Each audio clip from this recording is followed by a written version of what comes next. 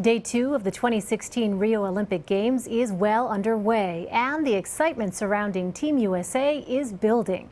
The women's relay swimming team took home the silver medal in a hard-fought race against gold medal winners Australia and bronze winners Canada in the 4x100 freestyle.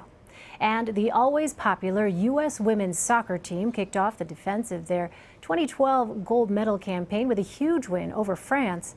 Joining me now from Rio is Ben Tracy. Ben, after yesterday's scare with a loud explosion being heard near the cycling course, is there an increase in security today? Hey, Elaine, yeah, you're right. That did scare a lot of people yesterday. Anybody watching that cycling race heard that happen. People here in Rio heard it happen.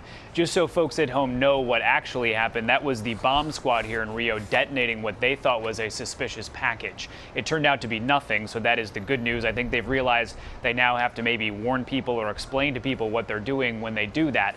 The security force here is massive. It's 85,000 police officers and military. They've brought back some retired police officers. And just to give you a sense of that, that is twice the size of the security force at the London Olympics. So when you walk around here at the main Olympic Park, you see soldiers standing outside of military vehicles with automatic weapons. So the people we've talked to, they say they feel safe. There is still a question, though, whether this is a show of force or how really tight the security is. Let's talk about events here. Team USA has medaled in a few categories already, and the U.S. women's soccer team got off to a great start with a victory over France. What's the feeling surrounding the fan favorite squad?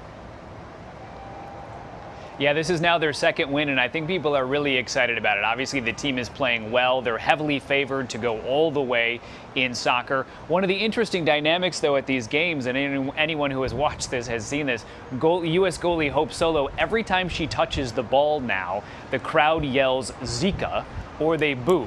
And the reason they're doing that is she's been pretty outspoken about her concerns about the Zika virus. And right before the Olympics, she posted a picture of herself on social media with full mosquito netting and all sorts of DEET products. So I think the local Brazilian population, which makes up the majority of the folks at these soccer matches, has not taken too kindly to that, and they're certainly letting her know.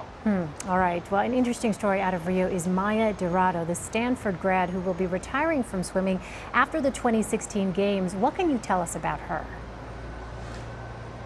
Yeah, this is a great story. So basically her first and last Olympics, and if you're going to do it one and done style, you might as well go home with a medal. And she now has a silver medal. She came in second, obviously, in the 400 individual medley. This was her personal best, so she was very, very happy with that. And she came in second, but the woman who beat her set a new world record by like 2 seconds. So it was kind of a massive world record that she set. The cool thing is she is now going to go back to Atlanta, retire from swimming, and become a consultant. Okay. All right. Ben, the weather, let's talk about that down there. Canceled some events Sunday, correct? Is there any worry that severe weather could cancel more Olympic events in Rio? Yeah, it's pretty windy here today. I don't have much hair, but you can see it blowing around. They actually had to cancel all of the rowing events today due to high winds. It was pretty rough yesterday, too. The one team capsized into the Olympic Lagoon. And if you've heard anything about the water quality here in Rio, that's not a place you necessarily want to end up. They also postponed, right behind me here, this is the main tennis stadium, and there's some smaller courts next to that where they do preliminary rounds. They had to cancel or postpone some of those this morning because of high winds. So that's certainly something they're watching. There is some rain in the forecast tomorrow. This is winter in Rio. The temperatures have been very nice, but yeah, obviously we're dealing with some wind and possibly some not so nice weather in the next couple of days. And Ben, we've heard of a few arrests in Rio for selling fake Olympic tickets. How big of a problem is scalping? Yeah, it's hard to tell yet if it's a big problem, but they're certainly looking at it.